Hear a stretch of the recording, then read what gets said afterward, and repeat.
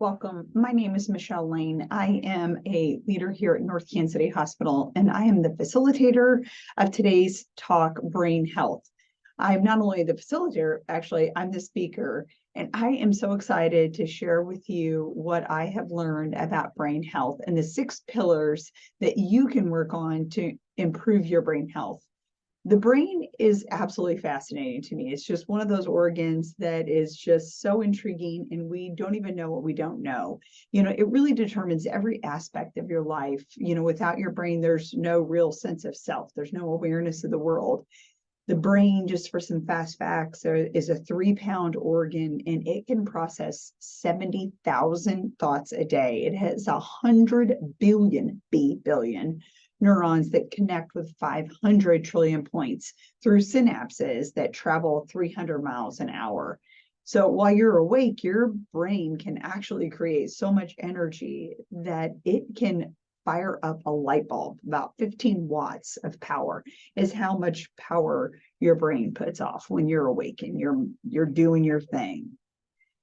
Some more fast facts: the brain is primarily water and fat. About 60% of it is fat. And, the facts about hydration, and we'll talk more about this later in the talk, is that just 2% decrease in your hydration can have a negative effect on your brain functions.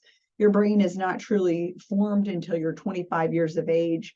Your brain actually develops in the back of your head, and it works forward. And so therefore your frontal lobes, where that control for planning, consequences, reasoning, is the last area of your brain to develop and strengthen. Your brain doesn't have any feeling like other organs can feel pain. So that's why people can do surgery on a brain surgery on a patient while they're awake, which is crazy to me. The other thing about the brain that's interesting is we don't have direct access to the brain. So therefore, we don't always know the status of the brain until people start exhibiting symptoms or have issues with things like behavior or memory or sleep. And then unfortunately, that issue is kind of down the way already. And so what I want to talk about today is the things that we can do for preventative health to keep our brain healthy and why that is so important. Our brain is going to age just like the rest of our body. Unfortunately, as much as we try, it's going to shrink in size, it's going to slow down its speed, and it's going to become less adaptable to change as we get older. And your brain health matters because we can delay, and prolong functioning by really, using our brain in ways to their full capacity. We know we have an increased older population, and the prevalence in older age groups just tells us that, we're going to have a larger increasing population of dementia. And I think it's like 6.7 million people age 65 and older have got Alzheimer's. And that's just recent data for 2023. And of that group, 73% of them are 75 and older. And so as we see this population getting older and older, we know that this is going to be something that is going to be very prevalent in our society. The other reason that brain health matters so much, and one that's very near and dear to my heart, is our mental health. According to the American Psychological Association, mental health comprises about 70% of the primary care visits in the United States. And those are typically related to anxiety, depression, panic, or stress. And so your brain health really has a lot to do with that, and it's important to maintain. There are multiple risk factors that affect your brain health. There's genetics, there's underlying health issues, substance use, gender, but most of all, what we're going to talk about today is lifestyle choices. These have been heavily researched, and there's a lot of evidence behind what I'm going to share with you today to describe the 6 pillars for brain health. I've read over 100 studies, countless books, blogs, podcasts, and really it's lifestyle choices that influence our brain health. And, here's the thing. None of these 6 pillars for brain health are mind-blowing or new things. You're not going to walk away with this giant aha, but hopefully there's something that I say that connects to the way that you think or what you need to know in order to trigger a lifestyle change. And really, all of this is exactly that. This is hard. This is lifestyle changes. But I read this book recently called Atomic Habits. And if you have not read it, it is so good. Or use the Headway app and just get like the down and dirty version of it. a habit is something we do on repeat without even thinking about it. We tend to label habits kind of like as good or bad. I have a bad habit of like scrolling through TikTok and watching comedians late at night. Or, I also have a good habit like brushing my teeth 2 times a day. So, roughly 40% of everything you do during the day is an automatic habit. And so from the time you wake to the time you sleep, whether you're putting on your shoes or brushing your teeth or, your routine to drive to work, what we need to do is we need to make these pillars and these items in this pillar part of our habits. And once things are part of your habits, it's just routine and you don't even think about it. So, when you just understand how much of your day is ran on autopilot and how we need to use a small tweak to change that autopilot just a little bit, we can really tap in and harness our behavior. So my intention today is just really talk about what these 6 pillars are and why they're important. The first pillar is nutrition. Scientists have shared that the greatest impact that you can have on Alzheimer's, depression, and anxiety, study and study again, is through nutrition. The food you eat clearly determines the way your brain will function, hands down. The current data demonstrates that 42% of adults are obese and they're eating way too many processed foods. And processed foods are filled with chemicals that cause this inflammatory response in our gut and in our brain. And when this happens, this inflammation reduces a hormone called BDNF. And BDNF is a really important hormone that's able to help us stimulate new brain cells. We want that. We need that. These old brain cells, when they start replicating, they do funky things. That's where cancer comes from. That's where, just cells spinning off doing the wrong thing is not a good thing. We need BDNF, which is the hormone, to make new brain cells. And so how the food you eat affects your brain is this great talk. It's like 4 minutes long. I really don't usually like to use videos in my talks because something usually happens, but bear with me because everything that Mia says in her talk, she just says is better than I could possibly do it. I found this on TED Talk. If you don't get on TED Talks, it's just tedtalk.com. They're short, like 5-15-minute little quips that teach you different things, and they're just absolutely fascinating. So this is one little clip that I'm going to show you and share with you. So just bear with me as I flip over to this other screen here.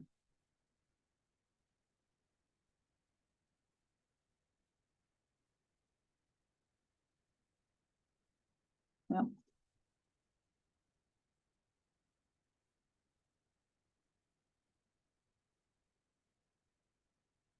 Bear with me here. I thought I had it pulled up, but this will just take a momento. I just had it there. And I got all tidy with my screens and I think apparently cleaned it up. So this is easy.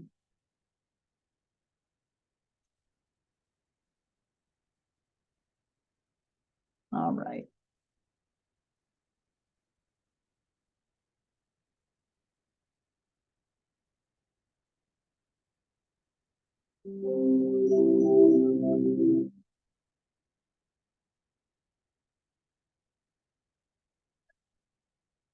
If you sucked all of the moisture out of your brain and broke it down to its constituent nutritional content, what would it look like? Most of the weight of your dehydrated brain would come from fats, also known as lipids.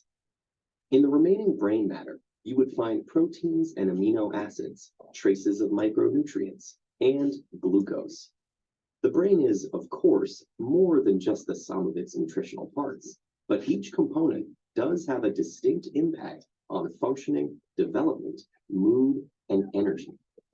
So that post-lunch apathy or late-night alertness you might be feeling, well, that could simply be the effects of food on your brain. Of the fats in your brain, the superstars are omegas 3 and 6. These essential fatty acids, which have been linked to preventing degenerative brain conditions, must come from our diets. So eating omega-rich foods like nuts, seeds, and fatty fish is crucial to the creation and maintenance of cell membranes. And while omegas are good fats for your brain, long-term consumption of other fats, like trans and saturated fats, may compromise brain health. Meanwhile, proteins and amino acids, the building block nutrients of growth and development, manipulate how we feel and behave. Amino acids contain the precursors to neurotransmitters, the chemical messengers that carry signals between neurons, affecting things like mood, sleep, attentiveness, and weight. They're one of the reasons we might feel calm after eating a large plate of pasta, or more alert after a protein-rich meal. The complex combinations of compounds in food can stimulate brain cells to release mood-altering norepinephrine, dopamine, and serotonin. But getting to your brain cells is tricky, and amino acids have to compete for limited access. A diet with a range of foods helps maintain a balanced combination of brain messengers and keeps your mood from getting skewed in one direction or the other. Like the other organs in our bodies, our brains also benefit from a steady supply of micronutrients. Antioxidants in fruits and vegetables strengthen the brain to fight off free radicals that destroy brain cells, enabling your brain to work well for a longer period of time. And without powerful micronutrients like the vitamins B6, B12, and folic acid, our brains would be susceptible to brain disease and mental decline. Trace amounts of the minerals iron, copper, zinc, and sodium are also fundamental to brain health and early cognitive development. In order for the brain to efficiently transform and synthesize these valuable nutrients, it needs fuel, and lots of it. While the human brain only makes up about 2% of our body weight, it uses up to 20% of our energy resources. Most of this energy comes from carbohydrates that our body digests into glucose or blood sugar. The frontal lobes are so sensitive to drops in glucose, in fact, that a change in mental function is one of the primary signals of nutrient deficiency. Assuming that we are getting glucose regularly, how does the specific type of carbohydrates we eat affect our brains?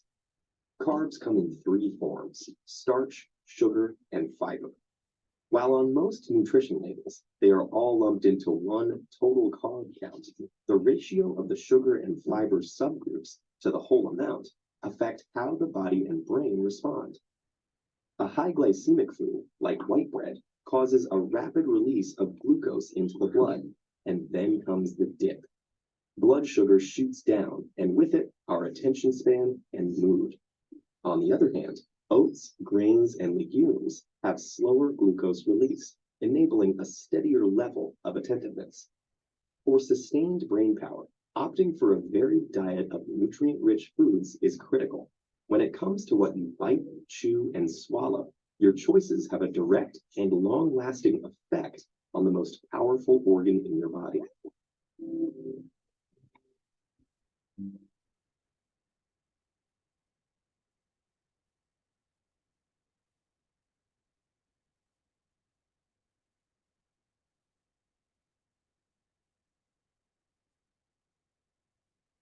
I think that video says it best. I tend to think about that type of thing about the sugar and the carbs. I eat that and I picture that plummeting. And sometimes it even stops me to make a better decision when I'm grabbing something quickly to eat. Just a really great video. I can send these slides out to all the attendees and you'll get those and you can watch that video later. Again, because I gather something every time I watch it. Nutrition just plays such a large role in our brain development and function throughout our whole life. You know, really a brain healthy diet can reduce the risk of chronic age-related brain diseases like Alzheimer's. You know, it can help you get good blood flow to your brain. It can fight diabetes. You know, you really want to make sure that you're seeking food that are high in antioxidants. Antioxidants are that dietary substance that has all sorts of various nutrients that prevent and slow and even repair your natural cell damage, including mental decline. An eating plan that has lots of fruit, lots of vegetables, whole grains, nuts, can get you all the supply of the antioxidants that you need. There are some certain foods that are high in antioxidants. I like to think of like the blueberries, the red berries, red delicious apples, sweet cherries, dark fruits, right? Dark plums, cranberries, oranges, red grapes, strawberries, avocados, garlic. If you're a veggie person, broccoli, kale, spinach, red bell peppers, sweet potatoes, onions, tomatoes, And then from the grain family, you're going to find that antioxidant rich foods are wheat, oatmeal, let's see, brown rice, pecans, hazelnuts, any of those, walnuts, if people like walnuts. And then additionally, you really want to power up with a lot of omega-3. They've got fatty acids that the body needs to properly function.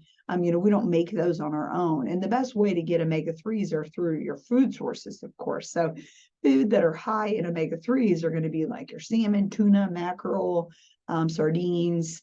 And then you get a couple of those, pecans, almonds, leafy vegetables, pumpkin seeds, flax, sesame seeds, and eggs are really good too for your omega-3s. So just some things, and I've also listed some things to avoid here in order to have a brain healthy diet. A second pillar for your brain health is movement.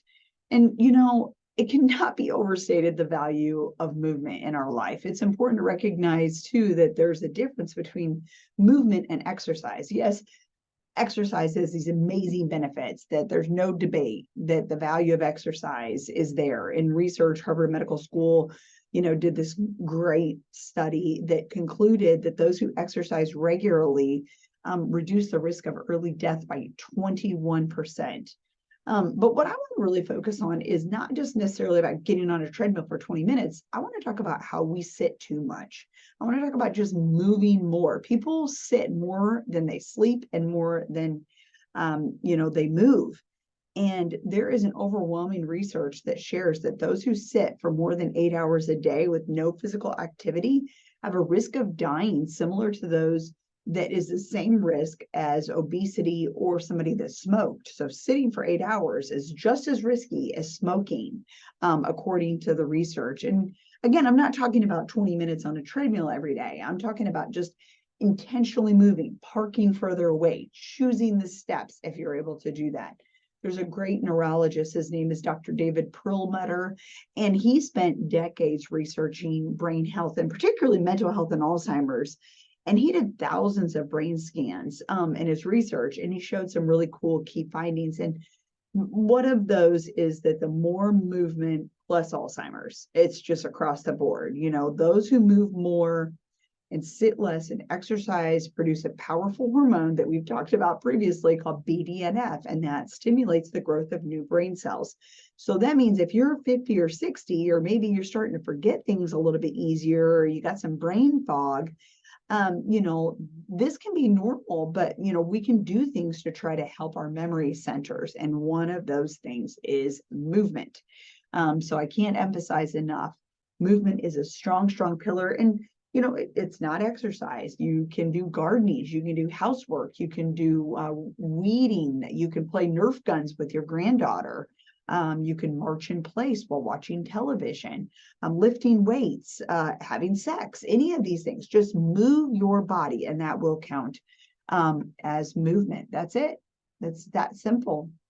The third pillar for brain health is sleep, and I am fascinated with this topic. I do a whole nother talk about the value of sleep. I think the title of it is Sleep is a Superpower. And I used to think that sleep was a waste of time. I was wrong. I didn't think we did anything when we were asleep. It kind of was in my way. I'm a really active, high energy person, and it was like a pain that I had to go to sleep. But so much happens when we're sleeping. Our brain never gets to rest. It's working even harder while we're sleeping than when we are awake. And, I'll just talk a little bit about what happens. Sleep is really this amazing design solution to solve one of the brain's most basic needs. And all organs need a continuous supply of nutrients to fuel their cells, right? In the brain, this is especially critical because we talked about how electrically energized our brain is and how much energy it uses. And it can light up a light bulb, right? So our cardiovascular system solves this nutrient delivery problem by sending blood vessels, down into the brain. And it's great. It's got this vascular system. But the second problem that the brain needs to solve, or every organ actually needs to solve, is this waste, the byproduct. So the clearance of this waste from every cell is typically solved through the lymphatic system. But if you notice in this picture, there is no lymphatic system in the brain. You've got this hard, skull that it doesn't have any room for anything else, right? But what the brain has done is come up with a solution. So you've got cerebral spinal fluid, and the waste products of the cells percolates through this, cerebral spinal fluid and goes into the lymphatic system, and that's how it's emptied out through the body. But it doesn't just it's not like a coffee thing. What it does under MRI is so beautiful. It uses your blood vessels, which run to every little nook and cranny in your brain, and your cerebral spinal fluid runs on those exterior sides of the blood vessels. So it reaches every part of the brain by using, repurposing your blood vessel system, but on the outside. And I just think it's so absolutely fascinating. And the thing that really strikes me the most is this brainwashing, this cerebral spinal fluid that's washing your brain and getting the waste of the cells out only happens when you're sleeping. So this is one of the huge benefits of sleep, is the clearance of the waste.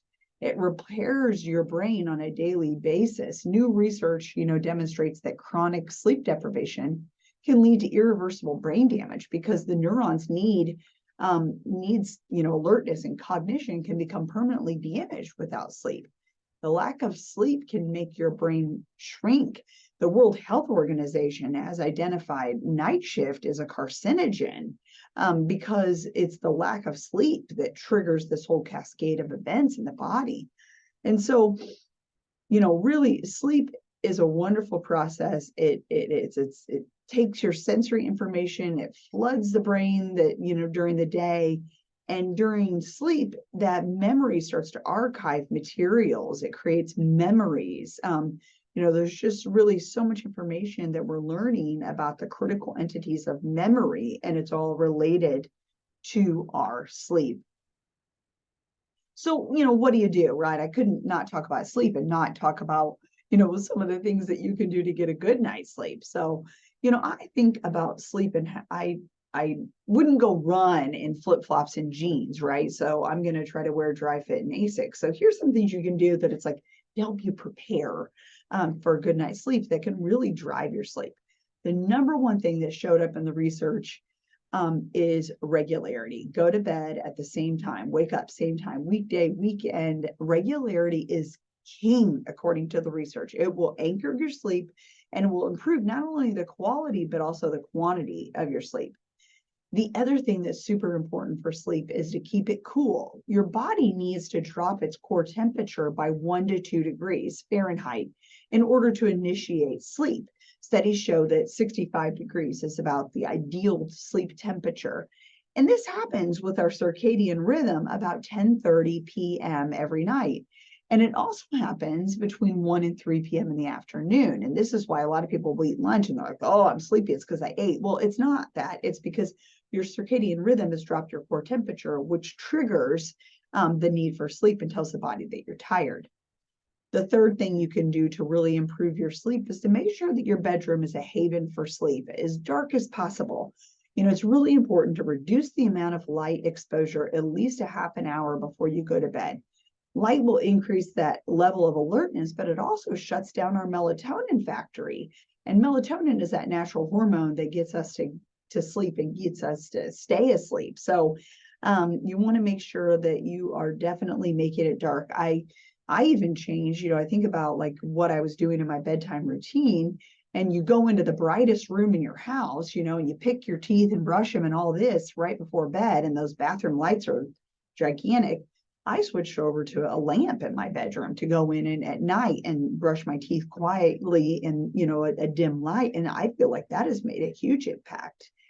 The fourth thing that you can do, and it's also light related, but more over to technology, when blue light hits your eyeballs, it sends a message to your brain to shut off that melatonin faucet. And so we want to make sure that we're either using a screen, a filter, or for, just not using our mobile devices, computers and iPads and such at all.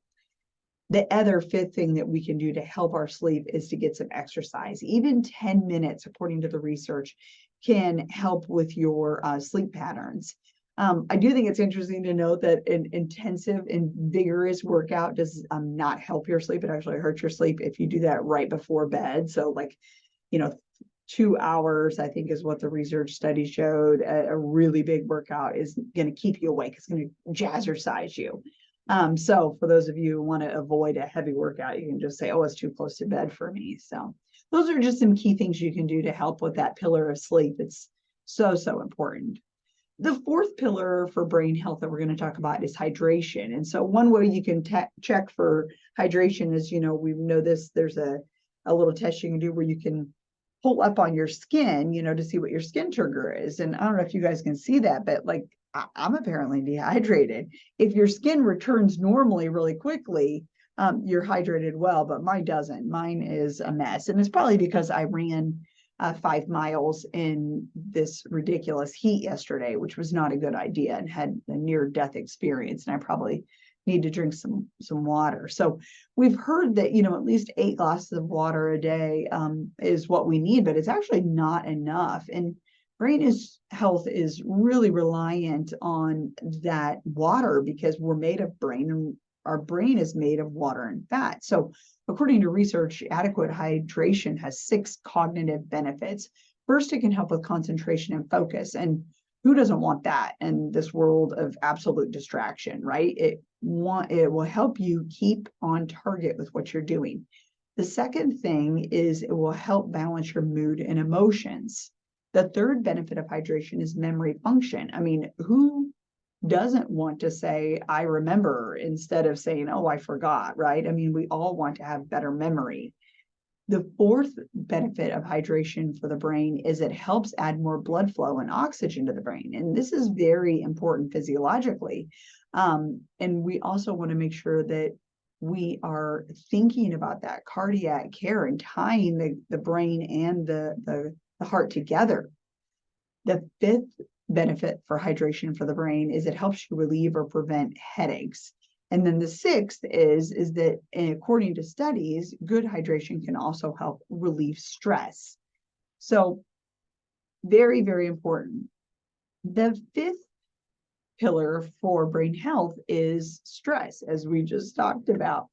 So stress isn't always a bad thing, right? It can be kind of handy to have a burst of energy and focus, like when you're trying to, plan a speaking event like this, or, but stress is not good when it's continuous. That kind of stress that people face on a day-to-day basis is not good. Chronic stress, like being overworked or having arguments at your home, it can affect your brain size, its structure, and how it functions. And so stress begins with something called the hypothalamus. So when you have stress, the hypothalamus kicks in, and that pituitary adrenal axis, so we call it an HPA, causes a series of interactions with our endocrine glands in the brain and our kidneys, which controls the body's reaction to stress. So when your brain detects a stressful situation, your HPA system clicks on and it releases cortisol, and a high level of cortisol can wreak havoc on your brain. So chronic stress, increasing that activity level of neural connections in the amygdala, your brain's fear center, and then that cortisol goes up even higher. And then the electrical signal in your hippocampus, the place where your brain associates with learning, memory, and stress control, deteriorates. So it's like this big circle. Plus, the hippocampus also inhibits the activity of HPA. So when it weakens, so does the control over stress. So it's just this big circle loop here. And cortisol can literally cause your brain to shrink in size. And when it shrinks in size, it loses its synaptic connections because it's shrinking. And so the synaptic connections between the neurons is stretching. And so chronic stress can be hard, make it hard for you to learn, remember things, and can eventually lead to depression and Alzheimer's. But it's really not all bad news. So there are ways to reverse what cortisol does to our stressed brain. And the two most important things that we can do are exercise and meditation, which are really great for our brain also. So the sixth and final pillar for brain health is socialization. This was really fascinating research. It showed that strong social ties are absolutely crucial to our brain health. So socializing can increase our attention span, our memory. It helps to strengthen neural networks. You may just be laughing and talking, but your brain is really hard at work, and it increases your mental capacity over time. So scientists have found that people with strong social ties are less likely to experience cognitive decline than people who spent most of their time alone. In fact, one large study that included 12,000 participants suggested that when people are lonely, the risk of dementia rises as much as 40%. One of my favorite studies in this realm was it's called the Harvard Study of Adult Development. And this study took 1,000 men from like Harvard. They were students at Harvard that, apparently had it together, right? They could afford Harvard, having this good life. And then 1,000 men who were not. These people were destitute. They, no water, this type of thing. And so every 2 years, they took this group back and they did blood work, MRIs, IQ scans, personality tests, talked about their career. You name it. The data points they collected on this body of patients is incredible. So every 2 years. And what they found is it really just floors me, is it wasn't, that middle-age cholesterol level that predicted, how they were going to grow old. It was how satisfied they were with their relationships. So people that were the most satisfied with their relationships in their 50s were the healthiest in their 80s. And this is absolutely crazy to me. It showed us that social connections are so good for us. Good relationships were going to keep us happier and healthier, and that people more connected to community, right? Their friends, family are living longer. And it also showed in this study that loneliness kills. People that are more isolated than they want to be, so they're less happy, they have a higher decline in their mental capacity, and they died younger. So loneliness literally kills. It's just an absolutely fascinating story. There is a TED Talk about it. You just have to Google Harvard Study of Adult Development. It is really interesting. So socializing with others, can provide opportunities for communication, critical thought, creativity, emotional expression. And it also plays a boosting role for our meaning in life and like our identity. And so that's probably why people that isolate themselves or segregate themselves are at greater risk for developing depression and dementia. So it's important to keep in touch with your families and friends and, make an intentional effort, to make plans with people. Even if you aren't living by them, you can call them and talk to them on the phone, or you can FaceTime, you can, do a puzzle online or play that Wordle phone game.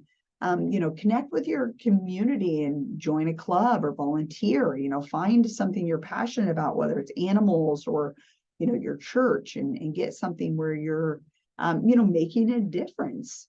Know your neighbors. Sometimes, we're losing track of the connection that occurs in a neighborhood.